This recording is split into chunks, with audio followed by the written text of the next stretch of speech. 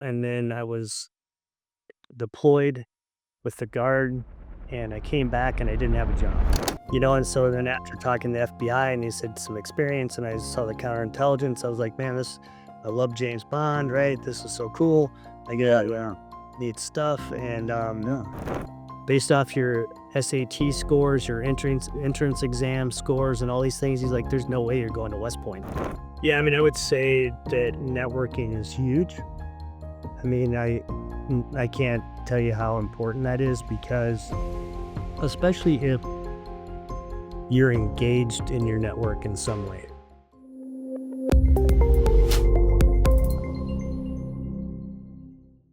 Hi, and welcome to Veterans Corner. I'm George Hinestrosa, an Air Force and Army retired veteran of 25 years and business owner.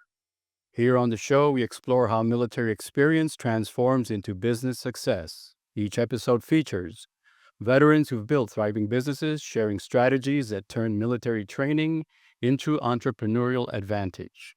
The mission is to inspire and equip transitioning service members with practical knowledge and real-world insights from veterans who've built their businesses in many different industries. And today's guest is Brian Bobo. Welcome to Veterans Corner, Brian. Thanks, George. Glad to be here. Thank you, and it's a pleasure to have you. So from the shadowy world of military counterintelligence to the C-suites of Fortune 200 companies, our guest today has spent over 3 decades on the front lines of America's most critical battles. Not with bullets and bombs, but with bytes and backdoors. Starting as an enlisted counterintelligence specialist in 1987, he learned early that the most dangerous enemies are often the ones you never see coming. After 12 years of active duty, rising to combat arms officer, he carried those hard-earned lessons about invisible threats into the corporate world and arrived just as cyber warfare was about to explode. Picture this. While most executives were still thinking of cybersecurity as an IT problem, Brian was already connecting the dots between national security and corporate vulnerability. He spent over a decade at Target during some of the most transformative years, then became the shield protecting $4 billion transportation giant at Schneider National. At Ecolab, he safeguarded 50,000 employees across 170 countries, each role bigger, each threat more sophisticated. But here's where it gets really interesting. As a brigadier general in the National Guard, he's seen classified briefings about threats that would keep most of us awake at night. Brian is now the co-founder and CEO at the Cybertech Institute, a leading-edge firm dedicated to cybersecurity career development. Fantastic, Brian. That's just half of what I was going to put on there, right? So you've got a very long history, and I thought maybe the whole podcast would just go in the introduction. But thank you, thank you again for being with us. So before we get started into the entrepreneurship spirit of things, please share with the audience a little bit about your pre-enlisted years. And what compelled you to serve our great nation as an enlisted officer? So, I mean, I joined the Army when, in the 80s, it was not necessarily very prestigious route to go. My parents said, hey, you're going to college and that's all there is to it. And I said, I want to do something different first. And then I'll go to college later. And I actually wanted to join the FBI. So I called the local FBI field office and I said, how do I join the FBI? They said, well, go be a CPA, an accountant, or a lawyer. And I was like, well, are there other ways I can do it? And so I was thinking about joining the Army and I said, hey, what about a counterintelligence? And they said, yeah, that's a good route to go. And so I joined the Army with the intention of getting a little experience, just taking a little break, and then going to college and eventually join the FBI. And then during that journey, I was given the opportunity to go to the West Point Prep School. Mhm. The first time I tried, I was not accepted. So that was, basic training, IT, all that stuff. So I got to Germany and I said, you know what, I'm going to make them mean it. If they really don't want me to go, they're going to have to tell me no again. And Um, I had a little advantage of commanders that knew me and some other things that you don't have in basic training, and I got in. And so I ended up becoming an armor officer, and that's I just basically, as opportunities arose, or different ways I could do things, I just stayed open to that. And so, hey, I'm not going to say no to West Point. I was going to go in the FBI, but thankfully I didn't. And this seems like a better route, so I'll just keep doing that. Right. So, Yeah. I So tell me, Brian. So as a young man, right? You're faced between your parents, trying to get you going in one direction, and you have your heart set on something. What was some of the internal struggles you had to push through that, And I like for our audience to hear, because this show is more about, we'd like to help those that are out there having the same struggles that most of us have had to go through, and we just want to kind of bring out the spirit of the mental gymnastics that we as young men and then getting older, what we have to all go through, right, to uplift the spirit of the soldiers, or the service members. What were some of those maybe obstacles you felt that you had to push through, and how did you do that? Well, I mean, for me, the biggest one was, I mean, my mom freaked out, might be a little extreme, but she definitely was 100% opposed to it. And so for me, it was, and when I initially enlisted, I had 11-month delayed entry. So I was still 17 when I signed the paperwork. And so, for me, it was like, that's what I wanted to do. I was at that point in my life where I wanted some independence. I was like, hey, I don't really think I want to go to college right away. Right. And so that's part of why I called the FBI. That's part of why, like I laid it all on my mom. Here's what I'm thinking. Here's my plan. And yes, I'm going to go to college. I still see the value in that. Um, which I don't know if I see that anymore at this point in my life.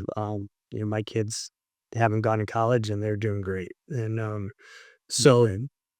I'm a huge fan of the trades. And so Yeah. I just had to lay it out for her to make her understand that I wasn't just running off doing something crazy. Right. Just and when you're 18, 17, you're not thinking about it in terms of she was really worried. Like, she's worried I'm gonna go off to war. I'm like, I don't see that happening, and then here I've gone a couple times. Um and so I think part of it is just understanding where your parents are in things, and that a lot of times it was her love for me that was driving all that. It wasn't because she was trying to Sure. control me or whatever. And so um I'm just I'm really lucky that she finally said, all right, I trust you, do your thing. And then they were my biggest supporters after that. They went to Wow. Fantastic. basic You training, AIT, all the graduations. They were at everything. So I mean, they were just huge supporters. really, Yeah. really proud of you, I'm sure. So, Brian, tell us, once you were in the army and enlisted, and working counterintelligence, tell us, some of that, what was some of the challenges you may have forgotten, and that at that time, counterintelligence and the whole cybersecurity thing was very young. The internet was just coming into vogue, and all these things are happening. How did you find yourself? Obviously, you didn't think it would get to this point in the future, right? Hindsight is 2020. But as you started out in that, did you choose that MOS, or was that something that you were put into? Like some of us had just, here's this where you're going. You know. I chose it. Originally, I was actually looking at being an interrogator, and I wanted to learn Chinese, and the because China was starting to open up, and I'm thinking about this in terms of my future. And the reserves would only send me to learn Russian. That was the only thing they offered, and so I was like, do I really want to go spend a year learning a language? That just didn't sound like that much fun. And so then after talking to the FBI and he said some experience and I saw the counterintelligence, I was like, man, I love James Bond, right? This is so cool. Like, yeah, neat stuff. And Yeah. So, and back then it was, I mean, counterintelligence has kind of exploded since the war on terrorism. But back then, it was right after Reagan has just built up the army and the military to pretty big sizes. And I mean, there's two corps in Germany when I was stationed there. There's a lot of people, and I think back then the entire MLS was only like 3,000 people. So it was really small. So I've seen that change quite a bit, from what Wow. it Yeah. was. Of course. Yeah. At what point did you re-engage into the officer career path? Because obviously, there's a process to go from enlisted to officer status, and when did you start to see that road opening up? When I was in basic training, they came to me and said, "Hey, based off your ASVAB scores, we think you might be a candidate for the West Point Prep School." And I thought, "Sure, why not? I'll give it a shot." And Hmm. I, I'd taken ACTs. I was accepted in University of Wisconsin. I was going down that road before I enlisted, and I thought, well, if I can get to West Point, because that really wasn't an option for me out of high school. I wasn't I didn't have, offers from MIT and Harvard and all these other places to turn down to pick West Point kind of thing, like, like a lot of the really smart people do. And so I was like, hey, this is my chance to get in. I can do this. And so they pulled me out in basic training to take the SAT because they couldn't take, they wouldn't, and so I didn't do all that well on it, um, but I was like, hey, this is a good route for me. Maybe if so I got to Germany and I was like, all right, now I've got a commander that can write a recommendation for me that knows me, a platoon leader that knows me. I took some college courses. I got some coaching from somebody that kind of said, hey, get a recommendation from your senator, even though he doesn't know you. Like did all these things, and so I stacked deck, and I was like, all right, you guys will make you say no again because I'm going to try this out, and they took me, and then I got to West Point, and my initial counseling with my TAC officer, my tactical officer, he's like, hey, based off your SAT scores, your entrance exam scores, and all these things, he's like, "There's no way you're going to West Point." And, that was my first counseling session, and I was like, "I'm going." And that's what he's trying to do. He was really good that way, and, Right. Right. so I was exactly what the prep school is for, is like, a listed guy go show, prove himself and learn the things he needs to learn to get into West Point. And, so, yeah, I think the hardest part's getting in, is once you're in. So I joked, by the time they figured out I was there, it was too late to kick me out, so I just kept plugging away. Wow. Fantastic. Fantastic. Yeah. So not a common career progression for most service members, that's for sure, going from enlisted to retiring as a brigadier general. So I congratulate you on all your efforts actually paid off. And so tell us a little bit. So now you're, you know, as an officer, at what point did you say, okay, now it's time for me? So you're going to retire. So how did the whole entrepreneurship? Did you have mentors while you were in the service? Did you look up to? Do you have officers or other enlisted personnel that may have guided you in your career? Did you feel like, or at some point, did you feel like I don't really know what I'm doing or which way I should go after? People start thinking about what is life after the military, right? So we all have to go through that at some point. And obviously, you had your education and everything, but at what point did you decide to go the route you went? Because obviously, you stuck to the same career path. Yeah, I mean, I ended up it's a little different for me because, I went into the National Guard. Mm. So, you know, I the for me, it was more balancing the 2. Right. But, To if you look at my career as a whole, I started out enlisted counterintelligence, I became an armor officer. Then I became an ordnance officer doing maintenance. Then I became a logistics officer. And then I deployed doing civil affairs types of things. And then I became a cyber guy because there was no cyber branch yet, and I had the experience. Um, and then on the flip side, my civilian career, I started out as a manufacturing engineer, and I was like, "Is this?" I'm not a single. an individual contributor. I need to lead people, and that wasn't going anywhere. So then I went to Target and I led maintenance teams. Now they were doing some really technical stuff with industrial control systems and all that kind of stuff, but it wasn't, and so I did that for a while, and then I was deployed with the guard, and I came back and I didn't have a job. I mean, I was employed, but I didn't have a job, and Target's like, "You need to fight." So I was like, "All right, I'm gonna do something different." So I ended up in, IT security before IT security was cool and sexy. And though I just to me, it's like just I so, you know, part of there's ups and downs to it, right? I got to do all these Right. different. The downside is I never really picked a major because I'm always like, I don't know what I wanna do." Um, so it was finally after Target that I'm like, "I'm gonna stick with IT security, and that's gonna be my focus, and I'm gonna just, go all in on that." And so I think really it's just being open to opportunities. Like, you see a great opportunity, a lot of people say, "Well, I don't know how to do that. Nobody's ever trained me how to do that or whatever." So what? Just go do it. Like, if somebody's trusting you, go have fun with it. To me, it's always fun getting in. I started off my first security role was identity and access management. I didn't know anything about that, but I had fun learning about it. And you learn about it from your team. You just talk to people, you get to know them, you get to know what they're doing. And you just like, that's what I loved. So everything I was doing was just really around leadership and people. And the subject or whatever we were doing or what our specialty, who cares? I don't care. Give me a finance team. I'll go figure that out and we'll be great. It's all about people. Just love people. Yeah. Yeah. Yeah. Yeah.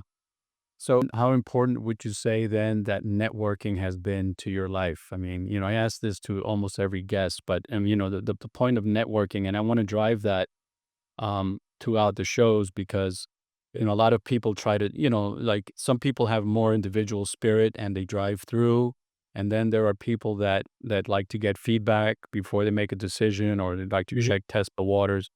How do you feel? How did you go about that? Yeah. I mean, I would say that networking is huge. I mean, I can't tell you how important that is because especially if you're engaged in your network in some way. Like, I don't mean like you have 80,000 followers and you rust into them every day or something like that. I mean, more like, so I'll give you an example. When I started this company, um, I started reaching out to people. I met this guy who's like, "Hey, you got a great cyber network. We need help promoting our startup. So you promote our startup and I'll give you free LinkedIn automation. We'll just work together." And so I met him through networking. I never met him before in my life, and then so he's like, so we did this campaign. I reached out to my entire LinkedIn network and said, "Hey, I'm starting this company. Just want to get get your ideas, whatever." And I had enough responses. I was meeting with like 8 to 10 people a day for like 6 months. It was crazy. I was now floored by how many people responded. I'm like, why? Who the heck wants to talk to me? Like, I mean, it's just, yeah. And but I won't forget. Like, one guy's like, "What can I do for you?" And I said, "Well, I just some introduction or whatever would be great." And he's like, "Okay, cool." And I said, "Well, what can I do for you?" And he's like, "Nothing." And he's like, "I totally owe you." And I was so, "What? How? Why?" And he's like, "Well, because you talked to me 8 years ago when I was getting started as a sales guy, and you spent time with me. You gave me some ideas and some feedback, and you took time for me." And and there's so many people that said those kind of things, like, "Hey, for you," and it was all because I was willing to listen, take a little time, get to know them. And then if there's something I can do, like, hey, I introduce you to somebody in my network, and you help each other out that way. And there's so many people know so many things. If you have the right network, you can do anything, really. Right. Yeah, that's so true, and thank you for sharing that because yeah, you never know, right? You just never know who is out there, and for some reason, I don't know if this is just a natural human thing, right? But we always think that there are more great people out there than we imagine, right? We always think that somebody's got there's always someone has an interest or something, but the truth is that there are more great people out there willing to help. And all we have to do really is open up and ask for help, right? Even if we may know the questions, it's always good to ask for help because you don't know every angle. It's hard to know everything. And just bringing people into a conference or, just asking the questions just clarifies sometimes the whole thing. Yeah. So now we're getting into now your latest endeavor here, Brian, with Cybertech, with the Cybertech Institute. How did that planning come about? I mean, how did you finally decide, okay, it's time to make my mark, or it's time to put all of this into practice? Or Yeah, I mean, I've I've been in leadership roles for most of my life at this point, right? I mean, pretty much always.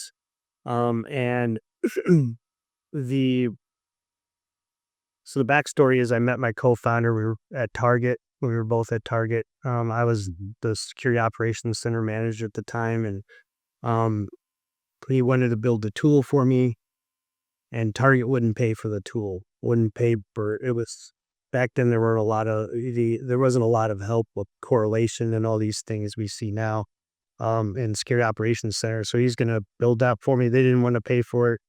So he eventually left, started his own company and started selling the tool. And I was an advisor and I was his first customer when I was at Ecolab.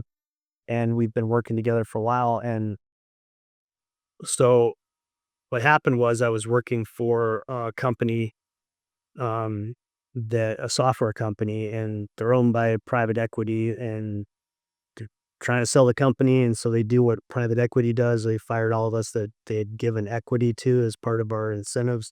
yeah, And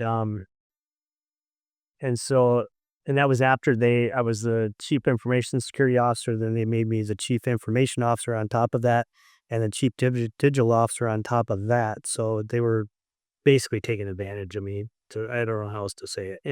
right, right, right. And so I was like, all right, so I did all that, and you fired me, so you have to pay me equity. I'm like, I don't want to. I'm done with the CISO stuff. I'm like, I don't know if I want to go back to that. And so that was about the time my co-founder said, hey, why don't we start this company where we'll train entry level cybersecurity? And and so we talked, and I was like, yeah, cool.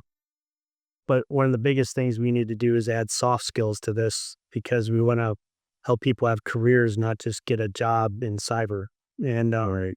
no matter what they decide to do, it'll help them, And so what we've done is we're creating this institute and training entry level cybersecurity talent, and but we're doing it the perspective of what's the point if you don't get a job. So we're creating partnerships with corporations and companies that need cyber talent.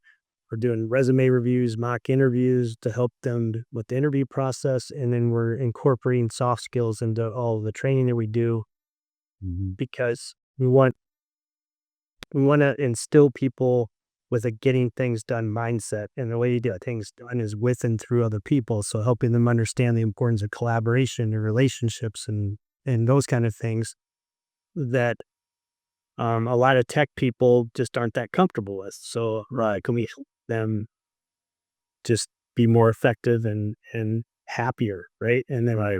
have a good career in the cyber. So Yeah.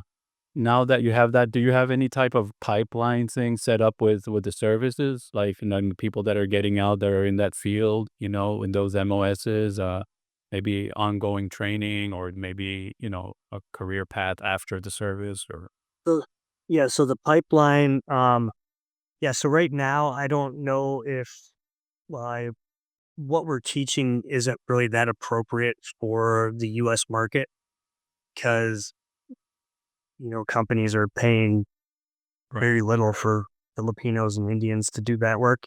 right, Um, and I would say too is if you're a cyber person in the military already, that when I say entry level, we're talking like entry level. So we are people that really are just, from um, the ground up.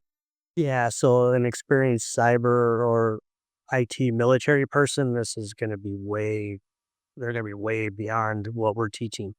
But as we grow and we come to the US, we're looking at doing things around identity and access management and governance, risk and control, compliance and control. Um, Governance, risk, and compliance. Let me get the acronym right. Oh, the and those roles are a lot more appropriate for the U.S. And I would also say that they're really good for military members because governance, risk, and compliance. You're really talking about auditing, and you're looking at so many different things. People are comfortable with managing a project and can understand things that they can't necessarily do themselves. Right. So, you're trying to audit a firewall. That doesn't mean you need to know how to do a firewall, but you need to understand what right looks like. And I think that fits really well with a lot of our military competencies. So, Wonderful. Yeah. So, Brian, so you've had such vast experience in both enlisted and being an officer in the military, and then your corporate background. As we kind of wind down here, I'd just like to maybe get into a little bit of what Brian would, if you were in a room full of transitioning service members. What are some of the things that you, as in that leadership role, would inspire into a group of individuals that are getting out, right, or trying to decide what to do next, or what are some of the maybe one or two pointers that you might want to share with that? I would say that one is, just go in there with the confidence of who you are and what you know and understand it's never going to be a perfect fit. And so when to me, job descriptions are wish lists. You never get exactly what's in there. Right. And so when you look at an opportunity and you read a job description, if there's a couple things in there that you haven't done or can't do, apply anyway. Because if you don't apply, you basically said no for them. So I would say always, if there's something that appeals to you, you can do it, go for it. Um, the other thing I would say is just build your network. Ask people for help. So I'm applying for a job and I look at your profile and I see that you worked for somebody in that company and that's similar. I'm like, hey George, you know somebody there? And before you know it, they're like, hey, here's the hiring manager. All right. We'll talk to him. And you sidestep the whole HR and all the AI and all that crazy stuff that's happening, but just go for it. Like if you don't try, the answer is always no. And then the other thing I would say is go in there with a getting things done mindset. The military does it to us all the time. Like, hey, I need you to go do this. And you're like, shit, I've never done that. I don't know how to do it. You just go and do it. And so, I love military people that worked for me too. They're like, hey, Amanda, I need you to do this. And she'd say, I have no idea how to do that, but I'll go figure it out. And she'd go figure it out. And those are the people that you want around. Those are the people you promote. Those are the people you try to keep. Those are the people when there's a layoff, it's like anybody but Amanda because she gets things done, right? And just so positive, upbeat, and just remember nobody owes you anything. Because I think that's the other problem I've seen is, I've seen some transitioning service members are like, hey, I'm a veteran. You need to hire me. I don't mean to hire you.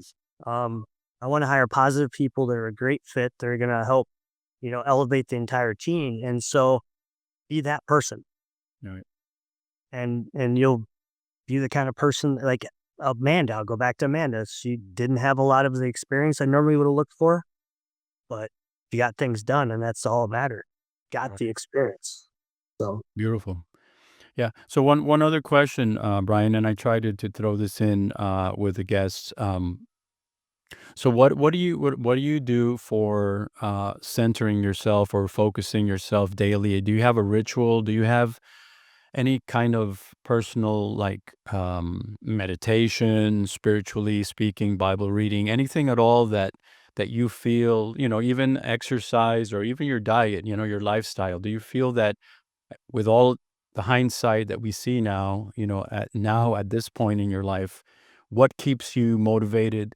What keeps you focused and always aspiring for greater heights, right? What is that that drives you? What drives Brian?